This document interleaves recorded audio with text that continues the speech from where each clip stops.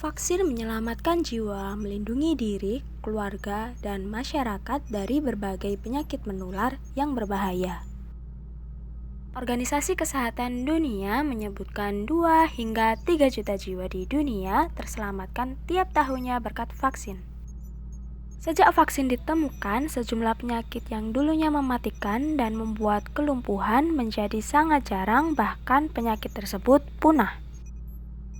Semua vaksin yang tersedia untuk masyarakat telah melalui uji keamanan dan efektivitas yang ketat, termasuk uji klinis sebelum disetujui untuk diproduksi dan dapat digunakan. Apabila masyarakat tidak ada yang diimunisasi, maka penyakit dapat menular ke seluruh masyarakat.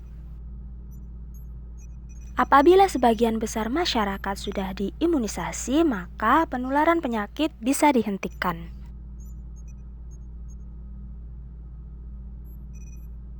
Vaksinasi COVID-19 dilakukan secara 2 tahap. Vaksinasi COVID-19 pada tahap 1 dengan sasaran petugas pelayanan kesehatan.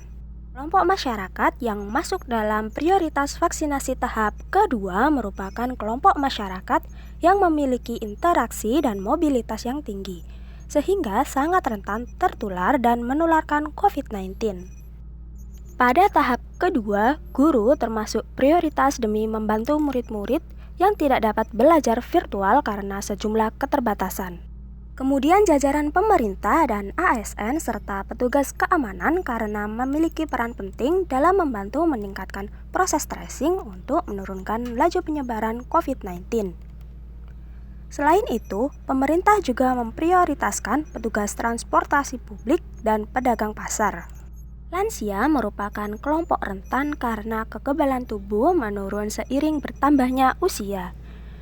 Berdasarkan data, 10,7% kasus konfirmasi positif COVID-19 berasal dari lansia, dan sebesar 48,3% dari kasus pasien meninggal COVID-19 adalah kelompok lansia.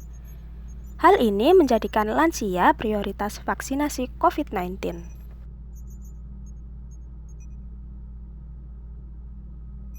Vaksin COVID-19 produksi Sinovac dan bekerjasama dengan PT Bio Farma yang digunakan Indonesia memiliki 2 dosis yang disuntikan dengan interval 14 hari.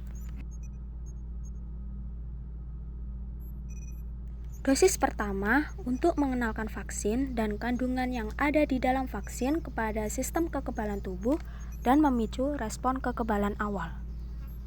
Dosis kedua yang disuntikan 14 hari setelah penyuntikan dosis pertama berguna untuk menguatkan respon imun yang telah terbentuk sebelumnya.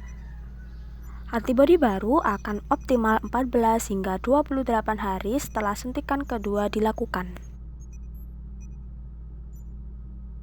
Ya, hampir semua produk medis memiliki efek samping.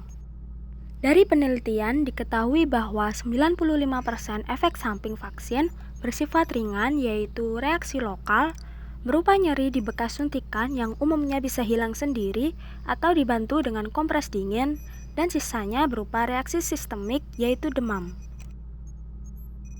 Demam setelah melakukan vaksinasi bukanlah sesuatu yang perlu dikhawatirkan karena hal ini merupakan tanda bahwa sistem imunitas kita telah terstimulasi dan ini adalah tanda bahwa vaksin telah bekerja. Selain itu, demam setelah vaksinasi umumnya hanya bertahan selama 48 jam saja. Apabila Anda atau anak Anda mengalami demam, dapat mengkonsumsi obat pereda demam. Saran dari Ikatan Dokter Indonesia agar antibodi terbentuk secara optimal setelah vaksinasi yaitu agar menjaga badan tetap fit dan bugar. Selain itu, tetap mematuhi protokol kesehatan selama pandemi COVID-19 belum berakhir. Adanya program vaksinasi tidak menghilangkan kewajiban untuk menjalankan protokol kesehatan karena selain tetap harus menjaga diri, juga masih dibutuhkan waktu bersama-sama bagi seluruh masyarakat Indonesia untuk mencapai kekebalan kelompok atau herd immunity.